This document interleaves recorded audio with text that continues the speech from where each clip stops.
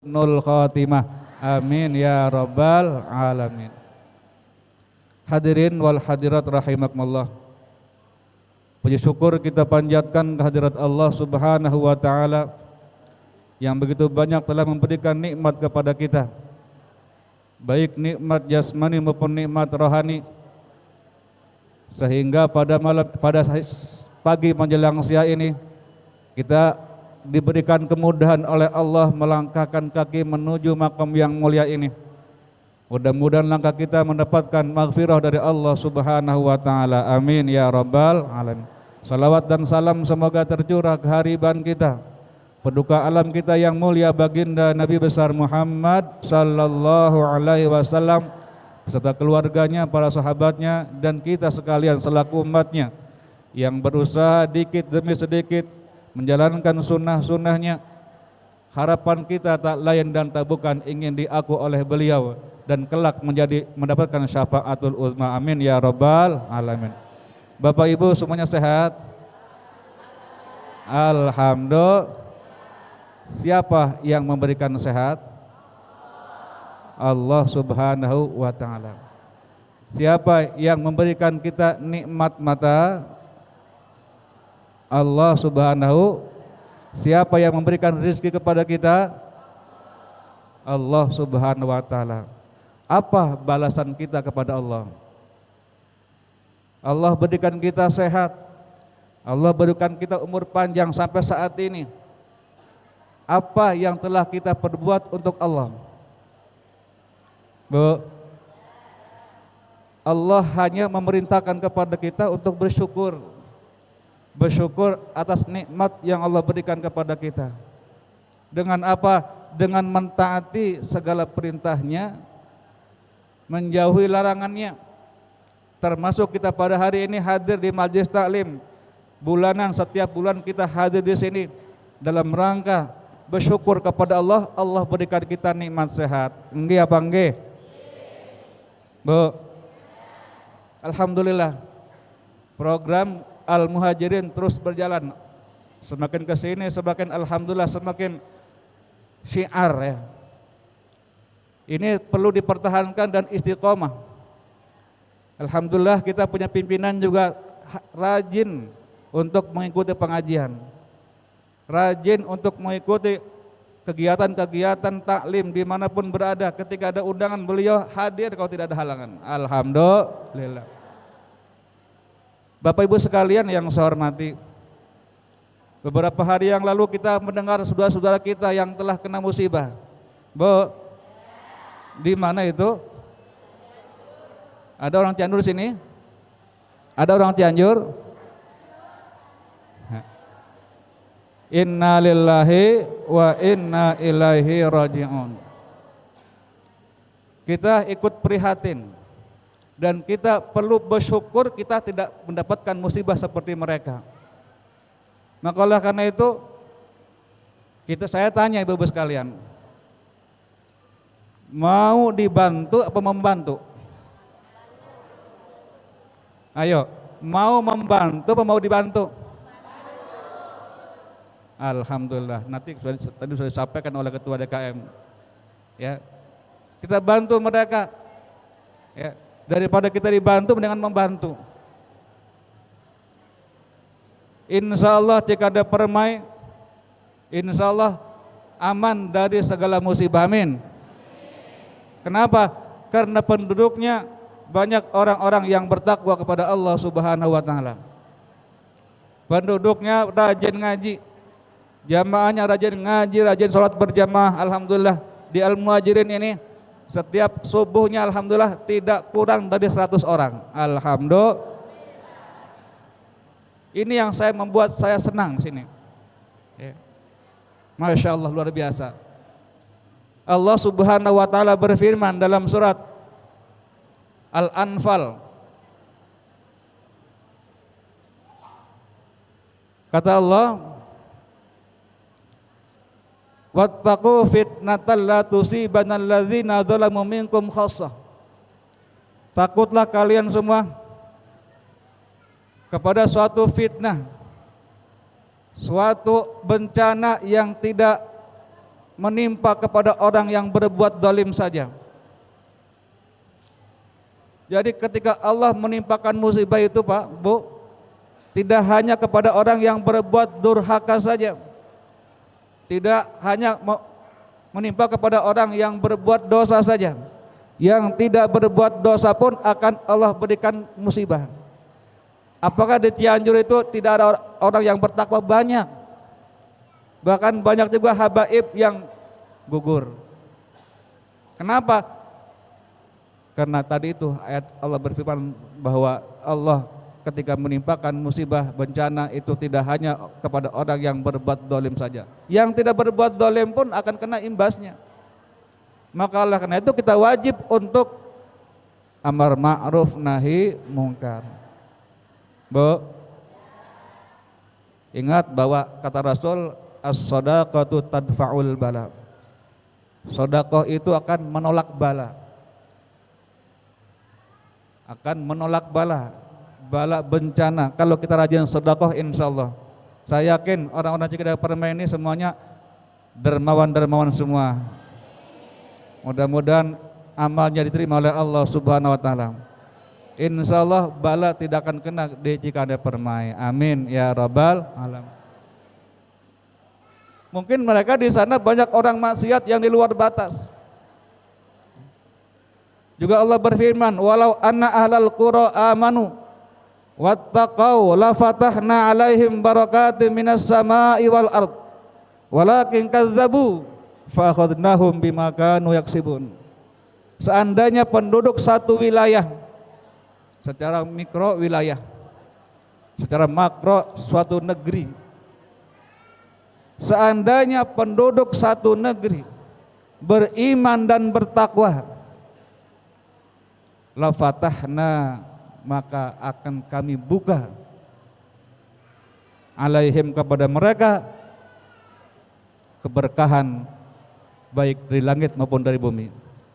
Kalau penduduk suatu negeri, penduduk satu wilayah, mereka beriman kepada Allah dan bertakwa, melaksanakan perintah Allah Subhanahu wa taala, rajin ke majlis taklim, rajin sholat berjamaahnya, rajin ibadahnya, rajin berzikirnya, rajin bertasbihnya, maka kata Allah akan kami buka keberkahan baik dari langit maupun dari bumi. Tapi sebaliknya, walakin kazzabu fa akhadnahum bima kanu yaksibun. Apabila mereka mendustakan, mereka tidak mau melaksanakan perintah Allah, bahkan sebaliknya bermaksiat, berbuat zina, LGBT, ya, maka Allah akan turunkan bencana, kami siksa mereka, kata Allah, disebabkan dengan perbuatan mereka. Mudah-mudahan Cikidang Permai bebas dari bencana. Amin ya rabbal alamin. Hadirin wal hadirat rahimakumullah. Nah, kita pada hari ini semuanya sedang membersihkan dosa. Kita hadir ke majlis taklim itu dalam rangka membersihkan dosa kita. Kenapa? Karena kata Rasul, man intaqala liyata'allama ilmi ghufira lahu qabla ayaqtuwa. Barang siapa yang berangkat menuju talabul ilmi, menuju tempat pengajian, maka diampuni dosanya sebelum melangkah. Amin ya rabbal alamin. Bapak Ibu sekalian yang saya hormati, tema pada hari ini apa Bu temanya Bu? Bu, jagalah hati, lisan dan perbuatan, karena semua akan dimintai pertanggungjawabannya oleh Allah Subhanahu wa taala. Itu temanya itu Bu ya. Rasul bersabda, ala inna fil jasadi mudghatan. Ingatlah, sesungguhnya di dalam jasad manusia, di dalam jasad itu ada segumpal darah. Bu, dalam diri kita ini ada segumpal darah. Ada segumpal darah. Fa idza sholaha sholahat jasadu kulluh. Apabila segumpal darah itu baik, maka baiklah seluruh anggota tubuhnya. Wa idza fasada, apabila segumpal darah itu rusak, fasadat jasadu kullu, maka rusaklah seluruh jasadnya. Ala wahyal qalbu, ingatlah bahwa segumpal darah itu adalah hati. Karena supir daripada anggota tubuh kita ini adalah hati. Kalau hatinya rusak, maka rusak semua, termasuk ucapannya, termasuk perbuatannya. Maka tergantung kepada hati kita. Makanya bersihkan hati kita. Apa penyakit yang di dalam hati kita? Ada beberapa penyakit yang ada dalam hati kita, di antaranya adalah hasud. Hasud itu adalah penyakit hati yang harus kita singkirkan jauh-jauh. Dengki, dengki itu hasud ya. Hasud itu dengki. Apalagi kemudian pemarah. Orang yang dengki, orang yang pemarah itu timbul dari hati. Hatinya rusak, ya, akan bisa dengki, bisa marah, jadi orang pemarah karena hatinya rusak. Apalagi ghibah, mengucapkan kata-kata, ya, yang menggunjing orang lain, itu namanya ghibah. Itu juga penyakit hati. Orang yang suka menggibah, Bu, siapa tuh yang suka menggibah? Bapak-bapak, Pak Ibu-ibu? Masya Allah. Ghibah biasanya yang sering saya lihat ibu-ibu, tapi tidak sedikit bapak-bapak. Apalagi kalau sudah beli sayuran itu, ya, tukang sayur, ya. Udah Masya Allah belinya itu sampai 1 jam, ngomongin mertua, ngomongin suami, ya. Nah ini perlu dijaga. Itu semua penyakit hati, ya. Penyakit hati harus diobati. Di mana obatnya? Di majelis taklim, insya Allah akan terobati. Makanya kalau orang yang rajin ke majelis taklim, insya Allah akan terobati penyakit-penyakit hati. Apalagi buruk sangka, ya. Buruk sangka juga penyakit hati. Dalam satu hadis Rasulullah Sallallahu Alaihi Wasallam, termasuk orang yang ghibah. Ghibah itu memang mudah, ucapannya mudah, tapi berat siksaannya, berat dosanya. Rasul bersabda dari hadis dari Jabir, kata Rasul, iyyakum wal ghibah, hati-hati kamu dengan ghibah. Ini ghibah, Bu, ya. Padahal cuma ucapan doang, tapi Masya Allah dosanya besar.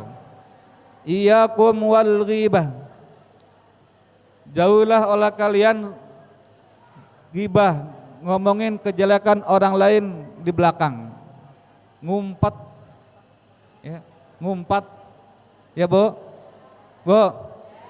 tahu ngumpat? Ya ghibah. Apa kata Rasul? Fa innal ghibata asyaddu minaz zina. Karena sungguhnya ghibah itu dosanya lebih besar daripada zina. Bu, hati-hati nih. Bapak-bapak juga sama, perhatikan nih. Ini hadis, Bu. Ini hadis, Pak. Bukan saya yang ngomong, hanya menyampaikan hadis. Ya. Fa innal ghibata asyaddu minaz zina. Sesungguhnya ghibah itu lebih berat dosanya daripada zina. Kemudian innar rajula qad yazni wa yatubu. Sesungguhnya seseorang ketika dia berbuat zina, kemudian wa yatubu, dia bertobat. Kalau zina kemudian dia bertobat, fayatubullahu alaihi, kemudian Allah mengampuni dosa orang yang berbuat zina. Tuh kalau zina, kalau taubatan nasuha, tobat dengan sebenar-benarnya tobat, maka orang yang berbuat zina akan diampun dosanya oleh Allah Subhanahu wa taala. Kenapa? Karena itu urusannya dengan Allah, hablum minallah. Tapi kalau zina, kata Rasul, kalau ghibah, wa inna sahibal ghibati la yaghfirullahu ta'ala lahu hatta yaghfira lahu sahibuhu. Dan sungguhnya orang yang berbuat ghibah, orang yang penggibah, suka ngomongin orang di belakang, la yaghfirullahu ta'ala lahu, Allah tidak akan mengampuni dosanya hatta yaghfira lahu sahibuhu, sehingga orang yang dighibahi itu memaafkannya, atau orang yang menggibah itu minta maaf sama orang yang dighibahi, baru diampuni oleh Allah. Karena itu adalah hak Adam. Paham? Apa katanya, Bu? Jangan ghibah. Kemudian juga penyakit hati yang berikutnya adalah buruk sangka. Jangan suka buruk sangka sama orang. Harus husnudzon, harus baik sangka, atau positive thinking. Ya, Bu, bahasa Serangnya positive thinking. Ya, husnudzon, jangan suudzon. Ya, suudzon artinya negatif thinking. Ya. Buruk sangka sama orang, jangan. Itu juga penyakit hati. Nah, oleh karena itu penyakit hati itu harus diobati, Bu. Dari Abdullah Al-Antaqi radhiyallahu anhu berkata, khamsun hunna min dawa'il qalbi. Ada 5 perkara daripada pengobat hati. Mau, Bu, mau? Bu, supaya kita hatinya terobati, supaya hati kita tidak kena penyakit. Nah, penyakit hati ini harus kita obati. Ada 5 perkara yang dapat menyembuhkan hati kita. Mau enggak? Yang pertama kata beliau, wa qiraatul wa mujalasatus sholihin. Yang pertama harus rajin, ya, bergaul, berkumpul dengan orang-orang yang soleh. Bu, termasuk kita pada hari ini. Ini semuanya orang-orang soleha dan soleh.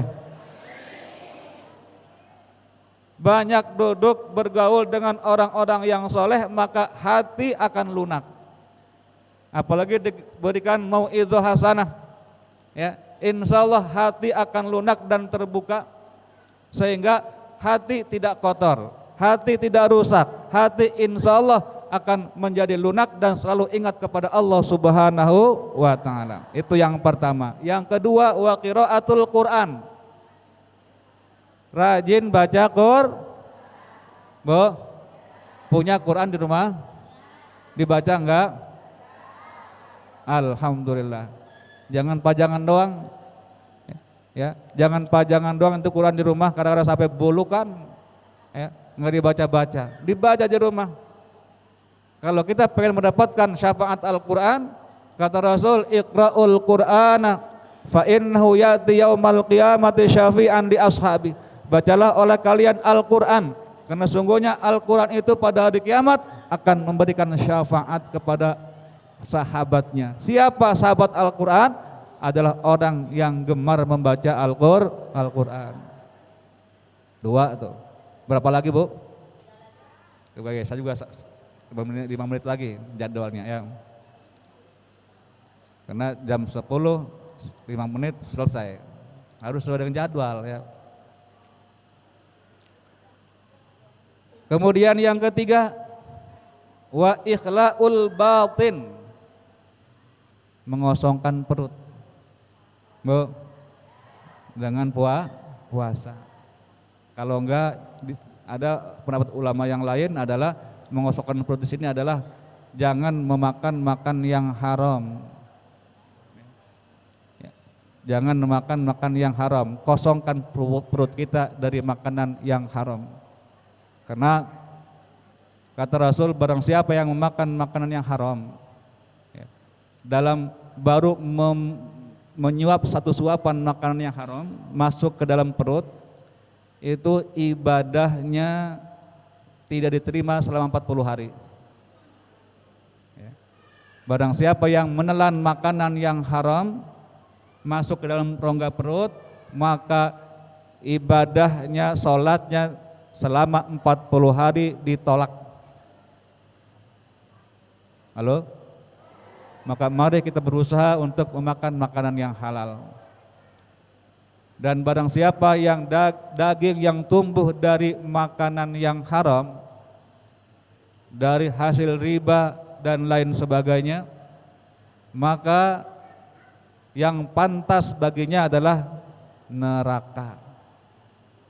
Tempat yang pantas baginya, bagi orang yang makan yang haram kemudian menjadi daging, maka yang pantas baginya adalah ke neraka. Na'udzubillah min dzalik. Pak Ustadz, bagaimana kita sudah terlanjur tobat kepada Allah Subhanahu wa taala? Jangan tinggalkan sholat sunnah duha dan baca doa. Jika barang yang haram itu ada pada diri kita, maka bersihkanlah ya Allah. Bu, kalau kita masih hidup masih ada kesempatan untuk bertobat. Tapi kalau sudah meninggal dunia belum sempat bertobat, masya Allah, ya, itu akan terus mendapatkan siksa Allah Subhanahu wa taala. Kemudian yang keempat, wa qiyamul laili, rajin bangun malam. Ngapain? Ngapain rajin bangun malam? Bangun jam 3. Jam 3 bangun. Masuk kamar mandi. Wes bablas angine turu maning. Turu maning. Jangan, Bu. Ya. Kata Imam Ghazali bahwa orang tidur itu diikat dengan 3 ikatan oleh iblis. Ingat, diikat oleh iblis 3 ikatan. Ketika bangun dia mengucapkan alhamdulillahilladzi ahyana ba'dama amatana wa ilahin nusyur. Terbuka ikatan yang pertama. Datang kamar mandi, wes bablas angine, bablas uyuhe ya. Nah, langsung cebok, langsung berwudu, maka terbuka ikatan kedua. Setelah itu, setelah berwudu, ambil mukna, ampar sajadah, sholat malam, maka terbebaslah, terlepas semua itu ikatan ketiga, maka pada malam ini kita terbebas dari ikatan iblis. Amin ya Rabbal. Terbebas dari belenggu iblis. Makanya memang berat. Mau sholat malam itu berat, Bu. Masya Allah. Ya. Nggak usah banyak-banyak dulu, Bu. 2 rakaat aja. Ya. Yang penting istiqamah, yang penting mudawamah. Ya. Insya Allah akan diangkat derajatnya oleh Allah Subhanahu wa taala, dan Allah akan bersihkan hati kita daripada kotoran-kotoran dosa. Karena setiap kita berbuat kejahatan itu nempel dalam hati kita 1 titik noda hitam. Setiap kali kita berbuat dosa, satu kali berbuat dosa itu nempel satu titik noda hitam di hati kita. Ya. Kalau tidak dibersihkan terus-menerus jadi akan menjadi kelam. Kalau sudah kelam jadi keras, akhirnya tidak mau menerima nasihat-nasihat dari orang. Apalagi manusia biasa, nasihat Al-Quran kalau sudah keras hatinya nggak bakal bisa. Ya. Maka karena itu bersyukurlah kita, Allah mudahkan kita langkahnya untuk menuju tempat ini sebagai bengkel rohani untuk membersihkan hati kita, membersihkan dosa kita. Insya Allah keluar dari sini, dari majelis taklim ini, insya Allah dosa kita diampuni oleh Allah Subhanahu Wa Taala. Yang terakhir, wan tadarru indas sobah, ya, yaitu ya bersembah sujud ya menjelang waktu subuh, kita merenung ya, sambil membaca tasbih malaikat. Ingat tasbih malaikat, Bu? Menunggu waktu subuh kita baca tasbih malaikat ya. Barang siapa yang membaca tasbih malaikat 100 kali, niscaya akan diampuni dosanya walaupun sebanyak buih di lautan. Dan Allah akan berikan jalan keluar daripada kesulitan, dan Allah akan berikan rizki yang halal dan barokah. Hafal, Bu, tasbihnya? Subhanallah wa bihamdihi subhanallahil azim astaghfirullah. Baca 5 kali, Bu, ya sekarang ya. Subhanallah wa bihamdihi subhanallahil azim astaghfirullah. Subhanallah wa bihamdihi subhanallahil azim astaghfirullah. Subhanallah wa bihamdihi subhanallahil azim astaghfirullah. Subhanallah wa bihamdihi subhanallahil azim astaghfirullah. Subhanallah wa bihamdihi subhanallahil azim. Cukup ya. Nanti dibaca di rumah ya, Bu, ya, insya sambil menunggu datangnya waktu subuh dibaca 100 kali, nggak banyak ya. Insya Allah ya, walaupun kita banyak dosanya, insya Allah akan diampuni oleh Allah Subhanahu Wa Taala. Itu tasbihnya para malaikat, bahkan tasbihnya seluruh alam, karena semua yang ada di langit itu bertasbih, tumbuh-tumbuhan juga bertasbih ya. Sabbahalillahi ma fis samawati wa ma fil ard ya, bertasbih segala apa yang ada di langit dan di bumi. Hadirin wal hadirat rahimakumullah, demikian barangkali yang dapat saya sampaikan. Mohon maaf atas segala kekurangan. Apabila ada kata-kata yang kurang berkenan, mohon maaf yang seluas-luasnya. Dan saya juga tidak bisa mengikuti sampai selesai. Saya hari ini mau jemput anak di bandara karena takut terlambat ya. Jadi dari sini mau berangkat ke bandara untuk menjemput anak yang habis umroh, sekaligus memang habis pulang dari mondok ya. Habis mondok, habis sekolah. Mohon doanya mudah-mudahan datang ke sini membawa ilmu yang manfaat. Kemudian dari situ juga karena anak saya yang di pondok juga lagi kurang sehat, anak bungsu ya, yaitu di Sukabumi. Mungkin dari sana, dari bandara mungkin langsung ke Sukabumi, nggak mungkin nggak nginap ya, nginap. Jadi sekali lagi saya mohon maaf ya kalau saya tidak bisa sampai selesai, dan sekali lagi mohon doanya mudah-mudahan tidak ada halangan apa-apa. Bila taufiq wal hidayah war ridha wal inayah. Wassalamualaikum warahmatullahi wabarakatuh.